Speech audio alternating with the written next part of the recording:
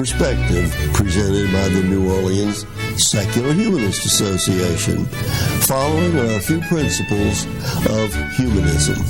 We're committed to the use of science and reason for understanding the universe and for solving human problems. We're skeptical of untested claims of knowledge, but we're open to new ideas. We are concerned with securing justice and fairness in society and in ending intolerance and discrimination. We are committed to the total separation of religion and government.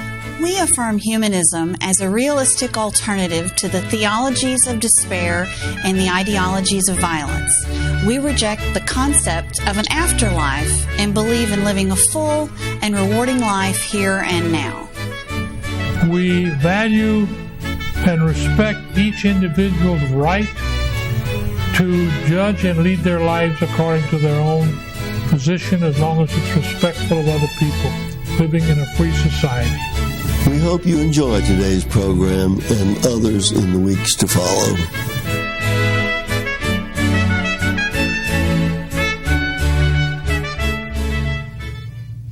Hello, and welcome to another edition of the New Orleans Humanist Perspective.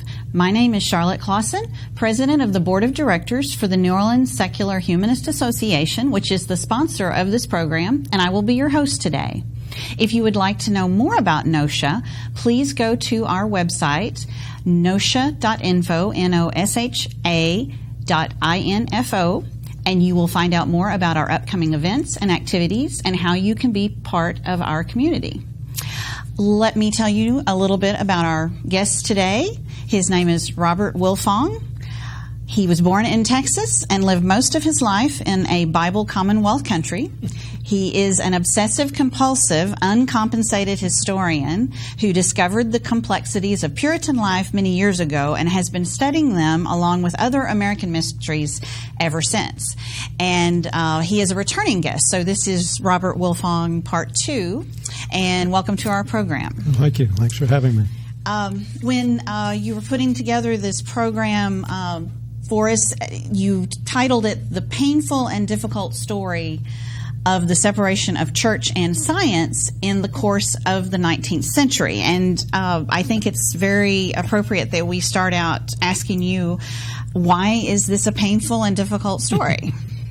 Right. Well, because I feel that science launched a revolution that radically transformed society in the course of the 19th century, but it was unable to complete the task of revolutionizing the thinking of ordinary literate people. At the beginning of the 19th century, I think it's fair to say that the dominant paradigm for literate people was natural theology. I love that term. By the end of the century, thousands of people were flocking to lecture halls to hear the great agnostic Robert Ingersoll, or were reading Andrew Dixon White's History of the Warfare of Science and Theology in Christendom. Susan Jacoby has called this the golden age of American free thought.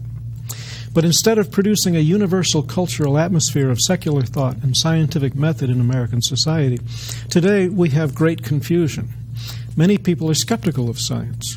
Some people have taken up thoroughgoing secularism, while others have doubled down on anti-scientific, supernatural-based thought. The scientific revolution stalled somewhere around 1900, and instead of unifying American culture on a rational and secular basis, it fragmented society and led to the divisions we have today. To be fair, it was probably asking too much of science to transform the popular culture.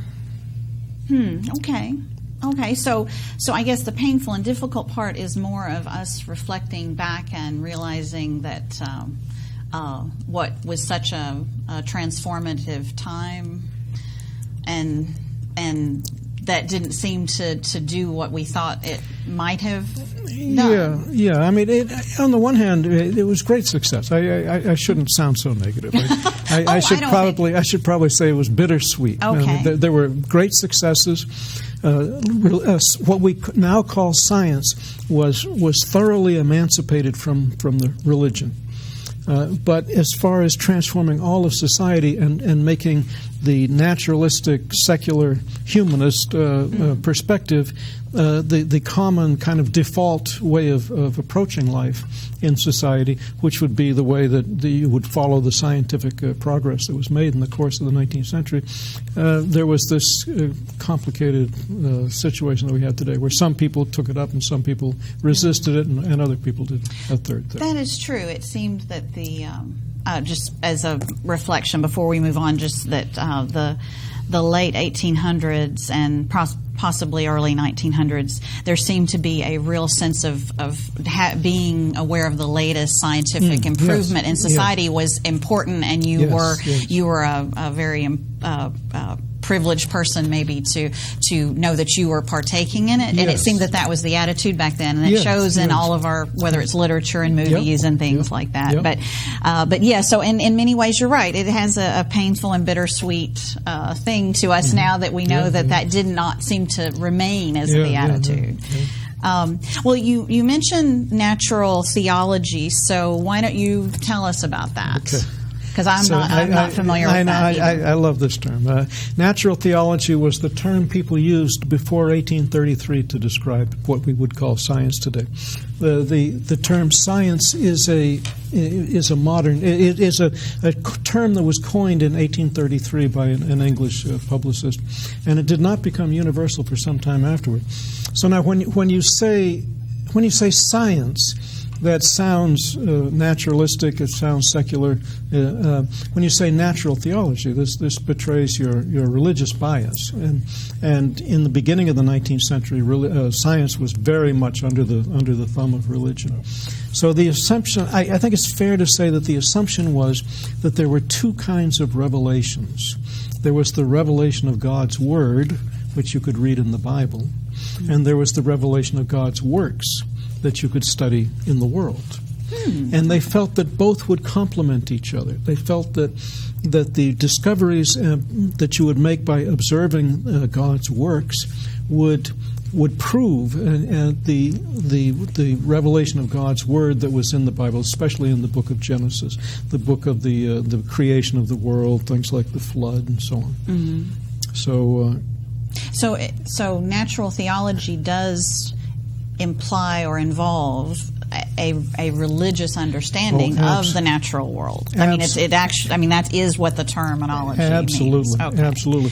And in 1802, one of the most brilliant English churchmen of his day, William Paley, published a book called Natural Theology, which was used in English universities as a textbook, standard text, well into the 20th century. Okay. Well, I guess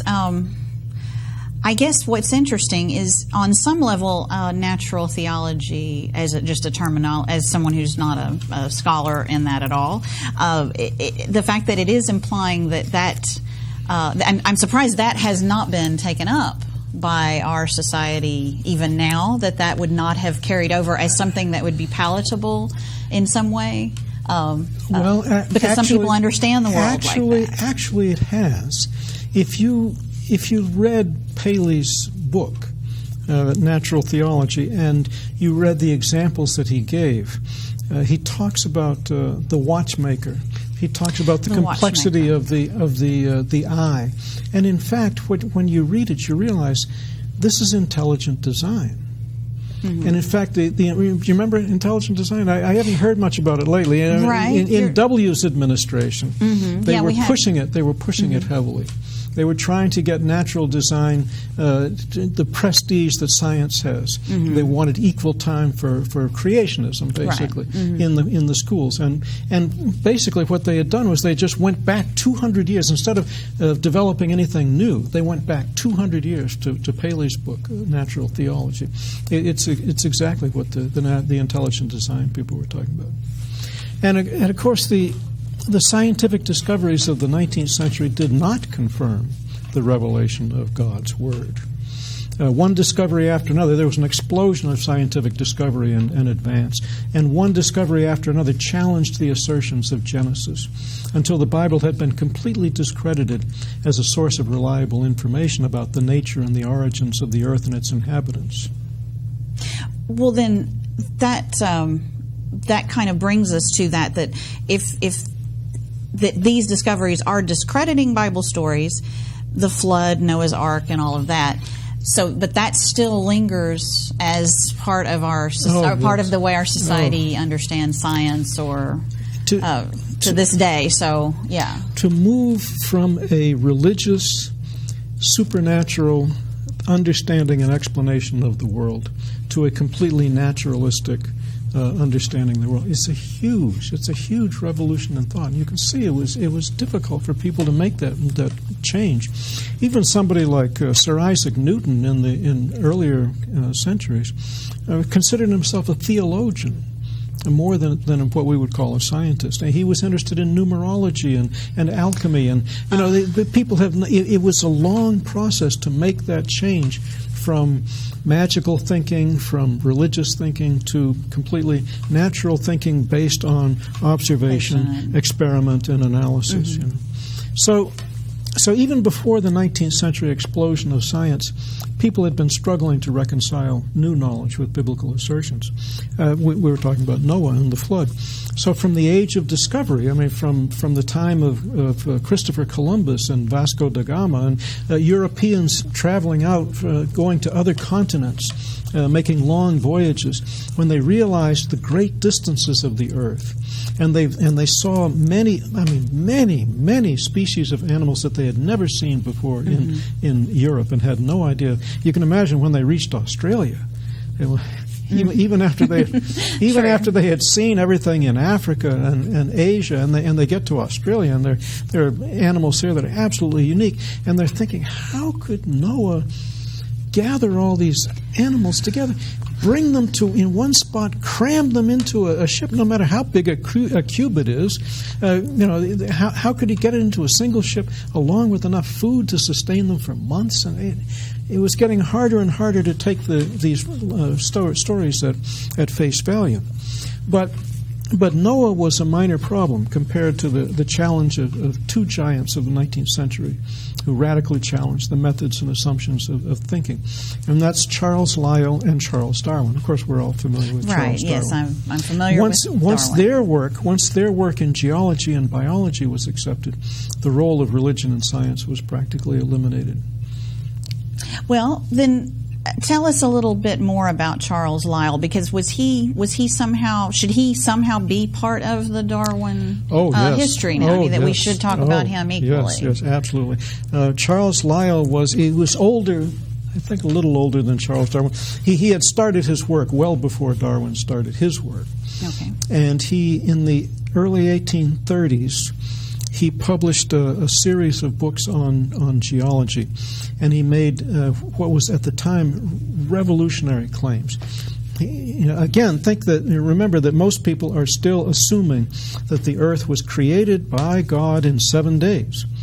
And they weren't sure exactly how old the earth was. People had made guesses based on examining Bible texts, but nobody knew really how old the earth was. But they assumed that it had been created all at once and in its present form by God. Mm-hmm. Lyell claimed that the world was in fact unimaginably old, and that it had reached its present form through the slow, gradual progression of natural forces which still work today. Mm-hmm. Erosion, the effects of wind and water, the effects of changes in the temperature, the rise and fall of the sea levels, and so on.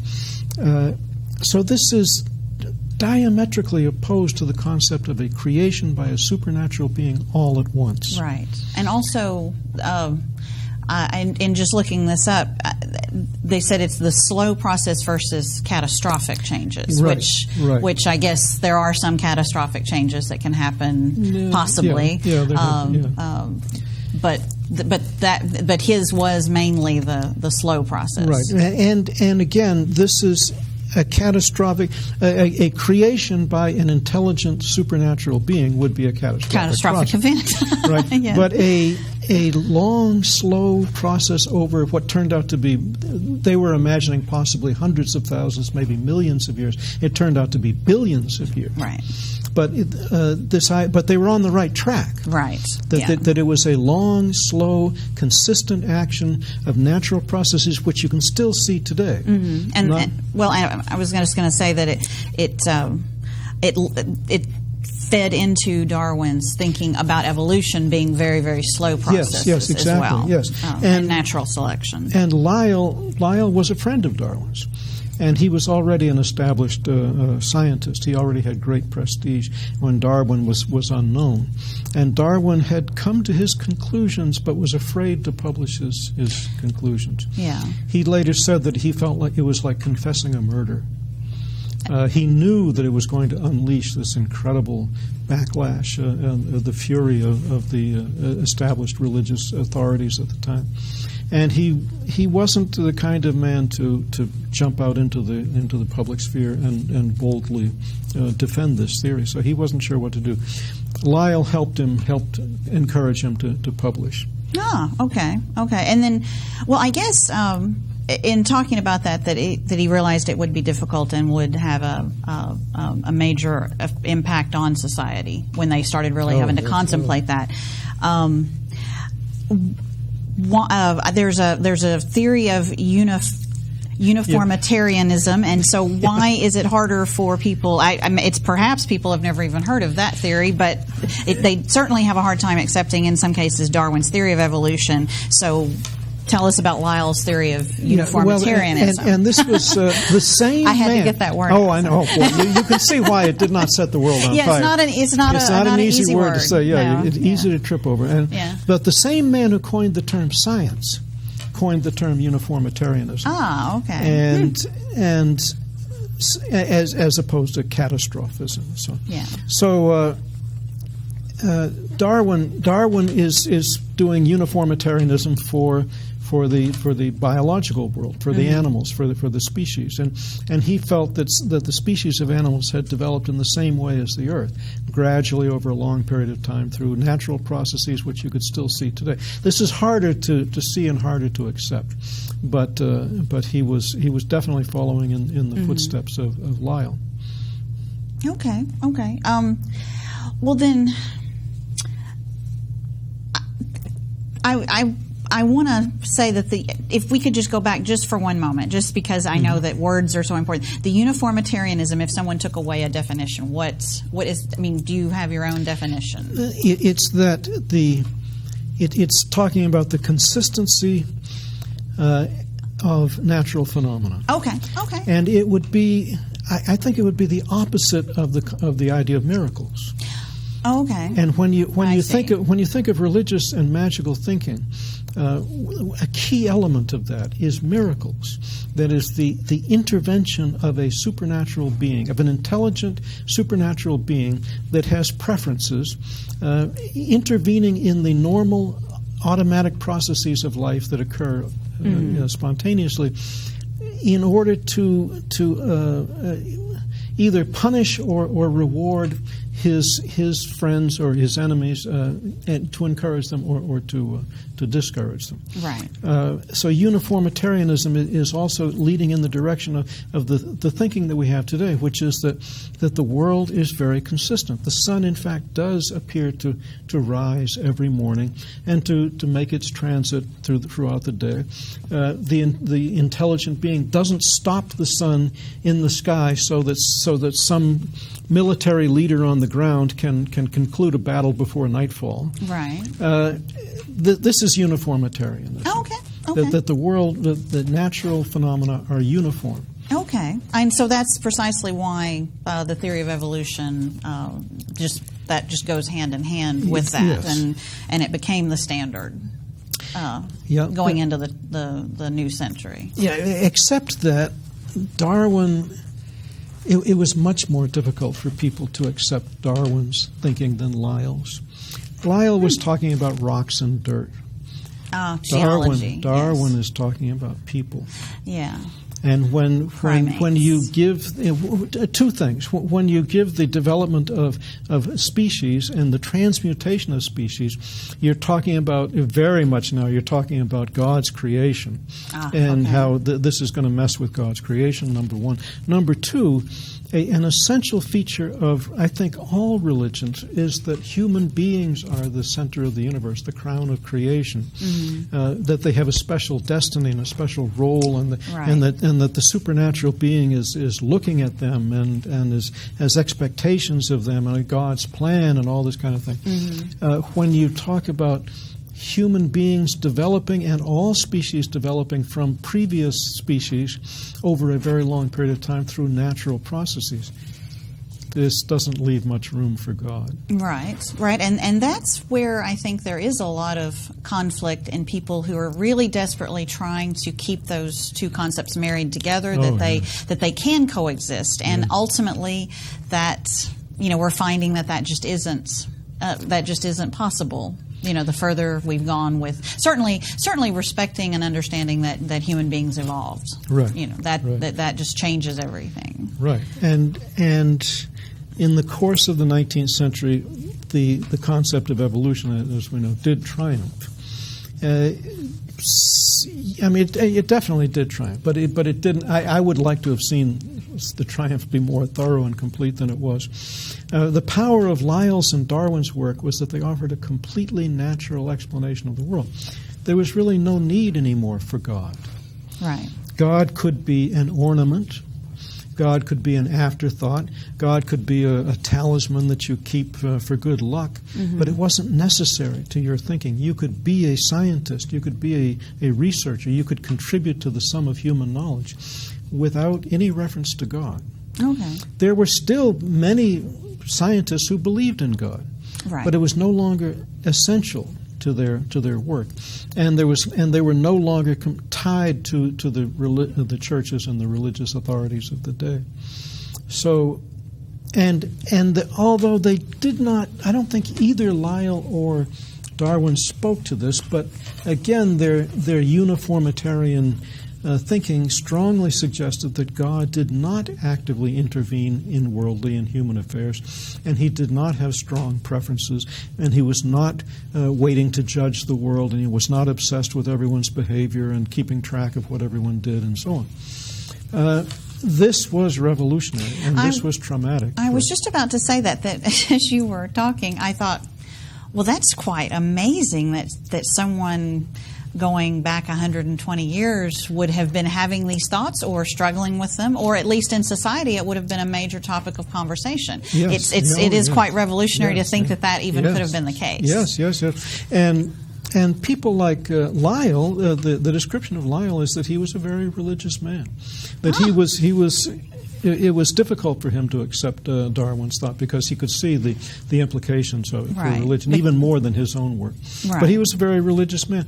Darwin's wife, the poor woman, Darwin's wife was mortified when he published his theory. She was totally convinced that he was going to go to hell, and that she was going to go to heaven, and they would be separated for eternity. Right. This is the way it was in the 19th century, and it's hard to imagine the hold that religious thought had on ordinary people, even people who did not consider themselves very religious. The hold of religion on people's thinking in those times, so I think it was much greater than it is today. Even people, I think it was greater than on the people who were moderately religious were more influenced by religion than people, I think, today who consider themselves to be very religious. Ah, okay. That is an interesting idea. I guess in many ways it seems that not much has changed, but yes, I guess we can say a lot has changed in attitudes and thoughts. But it's still amazing that they were dealing with that issue. Yes, because that seems almost as if that would have never been allowed, except that the momentum was there, and science was making so many discoveries, and so it was a huge time of change. We probably wouldn't be where we are today if they hadn't made those discoveries and made those decisions. Yes. Well, you mentioned someone like Neil deGrasse Tyson and scientists today who are, and obviously space exploration and all those things. I mean, I guess in many ways, how do you see the future of this issue? Well, one of the reasons I'm sad about the 19th century is that around 1900, something happened that was. I mean, in one sense, it was progressive, but in another sense, it was unfortunate. By 1900, the choice was fairly stark. You either accepted science and rejected religion, and many people did that. A few years later, the rise of fundamentalism, which we're all familiar with, people rejected science in order to cling to religion. But most people didn't do either one. They liked science in the sense that they liked the advantages and the progress, the technological progress that science had made possible. But they didn't want to give up their religion. So they threw away the authority of the Bible, but they did not throw away religion. And so they waffled. They wanted to be religious, but they also wanted to accept the basics of science. And I think that's very problematic because the natural explanation of the world is fundamentally incompatible with the supernatural explanation. If you want to enjoy the benefits of science and technology, but you still want to have God and go to church and be religious, you have to hold two radically incompatible concepts in your mind at the same time. This leads to confusion. It leads to fuzzy thinking. It leads to denial. It leads to you not really wanting to examine anything very much. And one of the things that happened around 1900 was that science retreated from the public sphere. It went into the universities, the laboratories, the scientific institutes. It stopped talking to people. It stopped holding public lectures and trying to convince people of the truth of basic scientific principles. So there was not only was there a separation of church and science, but there was also a separation of science and popular culture. And that is a big moment yes. to when that happened, that kind of made it so that it wasn't for the masses and it wasn't something they could take part in, and that is truly a loss for our development. And so the popular the popular culture becomes the realm of sex and violence, and science becomes the realm of the nerds. Right, and isolation. And the ivory tower. And a kind of contemptuous elitism where you don't really you look down on popular thought, and so I'm glad to see Carl Sagan and Neil deGrasse Tyson and even Bill Nye, the science guy, doing their work, but a lot more needs to be done. So that serious problem of the separation of science and popular culture, I think we need to try to overcome that.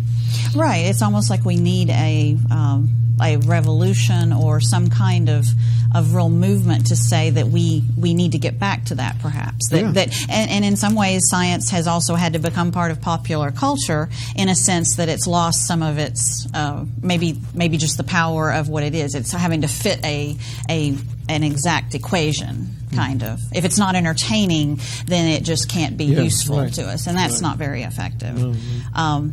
Well, I know we're down to the last few seconds of our talk, but I've wanted to thank you because I think this is something that people have not considered, that there really is a history there, and there really is a real sense of how this has impacted our society. We kind of allowed it to be forgotten, but it seems that this is truly a remarkable thing. And I'm so glad you brought it to our attention and that you've been back the second time. Well, thank you. It was very enjoyable and entertaining, and we appreciate you being here. Thank you for joining us, and tune in again soon.